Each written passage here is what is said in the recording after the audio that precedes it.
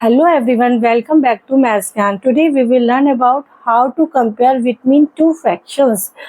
आज हम सीखेंगे कि किस तरह से दो फ्रैक्शंस के बीच में हम कंपेयर करके ये पता लगाते हैं कि दोनों फ्रैक्शंस में से कौन सा फ्रैक्शन बड़ा है या कौन सा फ्रैक्शन छोटा है, और इसको रिप्रेजेंट करने के लिए हम कुछ सिंबल का यूज करते हैं. तो सबसे पहले हम इन सिंबल्स के बारे में ही समझेंगे. ये सिंबल है जस्ट लाइक दिस. ये एक सिंबल है जो ये बताता है कि ग्रेटर देन और स्मॉलर देन. अब अगर इस जो ये सिंबल है इसका जो ज्वाइंट पॉइंट है जहां ये दोनों ज्वाइंट कर रहे हैं, ये स्लांटिंग लाइन जहां ज्वाइंट कर रहे हैं, जहां मिल रहे हैं, वो एक पॉइंटर है, और पॉइंटर हमेशा स्मॉलर नंबर की तरफ हम लगाते हैं. स्मॉलर नंबर अगर कहीं होगा तो उसकी तरफ हम पॉइंट कर देते हैं.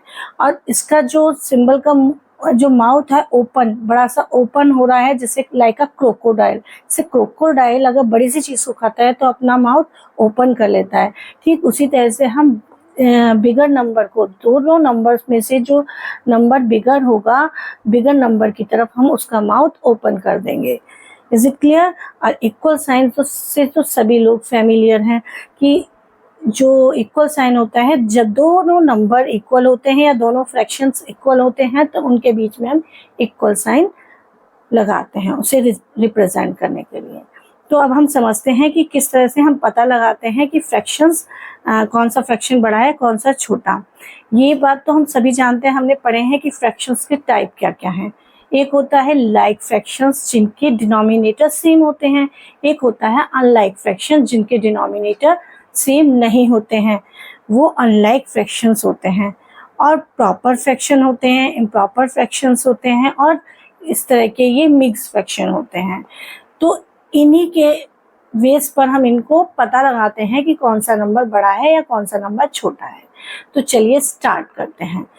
देखिए, पहला है 4/7 एंड 2/7. हम देख पा रहे हैं कि इनमें दोनों के डिनोमिनेटर सेम है.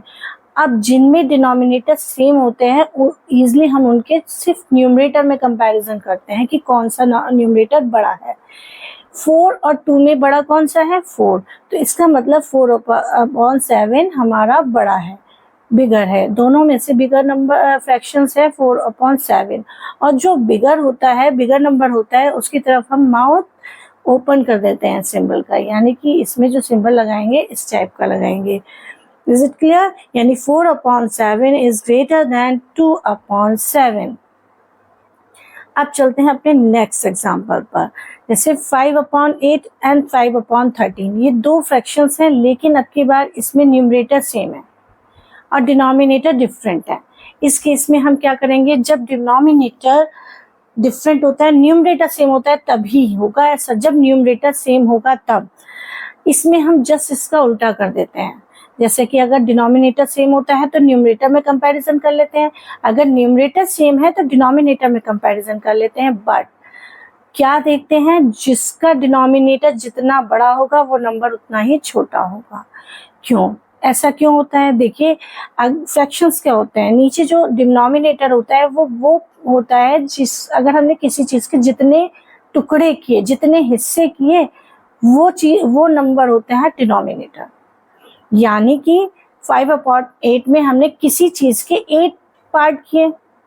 वहीं अगर हमने किसी चीज के 13 पार्ट किए, तो एक बात बताइए, जब हमें किसी चीज के पार्ट करने हैं, सपोज हमें ये चॉकलेट है, इस चॉकलेट के हमने पहले 8 इक्वल पार्ट किए.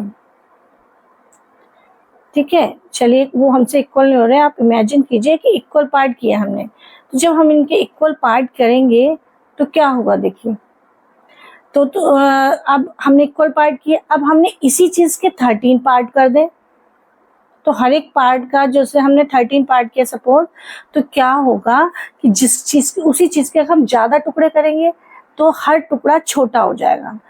इसी हिसाब से देखिए कि 13 इसमें ज्यादा टुकड़े करे गए तो हर एक पार्ट जो होगा उस चीज का वो छोटा हो जाएगा. यानी कि जिस फ्रैक्शन का डिनोमिनेटर बड़ा होता है, एक्चुअली में क्या होता है कि वही फ्रैक्शन छोटा होता है.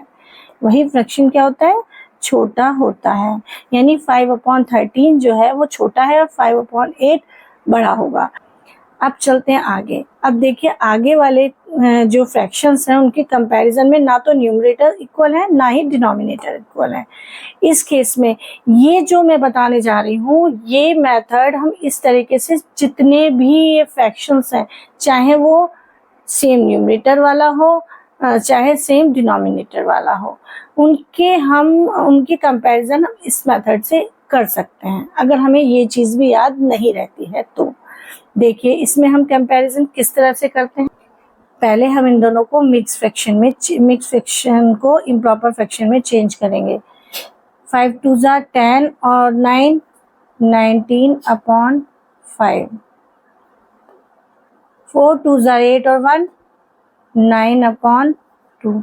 अब हम इनके बीच में देखिए सिंपली बन गए ये, ना तो इनमें आपके न्यूमरेटर सेम है ना डिनोमिनेटर सेम है। अब इसको हम क्रॉस मल्टीप्लिकेशन मेथड से करेंगे, इन दोनों की कर देंगे क्रॉस मल्टीप्लाई।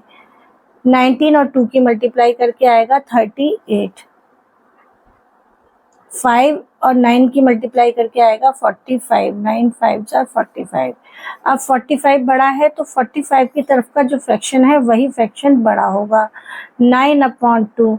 9/2 किसको सॉल्व करके आया है? 4 होल 1/2 को का इम्प्रॉपर फ्रैक्शन है। इसका मतलब 4 होल 1/2 बड़ा है, तो जो बड़ा है उसकी तरफ क्या करेंगे हम, इसका माउथ ओपन कर देंगे। अब इसमें देखिए एक तो फ्रैक्शन आपका इसमें इम्प्रॉपर फ्रैक्शन है और एक मिक्स फ्रैक्शन है, तो जो मिक्स फ्रैक्शन है इसको पहले हम इम्प्रॉपर फ्रैक्शन में चेंज करेंगे। कैसे करेंगे? 4 और 2 की कर देंगे मल्टीप्लाई। 4 2 ज़ा 8 और 8 में प्लस करेंगे न्यूमरेटर 9, वो 1 9 क्या आएगा 9/4। 4 2 ज़ा 8 और 1 9, यहाँ है 18/4। अब देखिए 18/8। अब देखिए इसमें भी ना तो न्यूमरेटर सेम है ना ही डिनोमिनेटर सेम है, तो क्रॉस मल्टीप्लाई से हम इसको सॉल्व कर देंगे। इन दोनों की क्रॉस मल्टीप्लाई और इन दोनों की क्रॉस मल्टीप्लाई। जब हम इन दोनों को, और एक बात बहुत अच्छे से ध्यान रखना है कि बच्चे गड़बड़ कर देते हैं, वो गड़बड़ी आपको नहीं करनी है। अगर आप 8 और 9 की मल्टीप्लाई कर रहे हैं तो जो न्यूमरेटर आ रहा है, इन दोनों में न्यूमरेटर कौन सा है? 9 है, तो 9 न्यूमरेटर है, तो इन दोनों की मल्टीप्लाई 9 के ऊपर ही लिखेंगे, 8 के पास नहीं लिखेंगे, यहाँ नहीं लिखेंगे। 8 9 ज़ा 72 और 4 8 ज़ा 18 4 ज़ा 18 4 ज़ा 72। अब आप देखिए दोनों ही तरफ क्या हो रहा है, इक्वल प्रोडक्ट आ रहा है। इट मीन्स दोनों फ्रैक्शंस क्या है, इक्वल हैं। तो इक्वल का साइन आपको सबको पता ही है क्या होता है। अगर दोनों तरफ का प्रोडक्ट इक्वल आएगा तो वो दोनों फ्रैक्शन इक्वल हो जाएंगे, और अगर जिस तरफ का फ्रैक्शन प्रोडक्ट ज़्यादा बड़ा आ रहा है वो फ्रैक्शन बड़ा, और जिस तरफ का फ्रैक्शन का प्रोडक्ट कम आ रहा है वो छोटा हो जाता है। आई होप आप लोग को समझ आया होगा। अगर आपको आज का वीडियो अच्छा लगा है, हेल्पफुल लगा है, तो प्लीज़ मेरे वीडियो को लाइक शेयर और सब्सक्राइब जरूर करिए। मिलते हैं अपने नेक्स्ट वीडियो में, तब तक के लिए टेक केयर एंड बाय।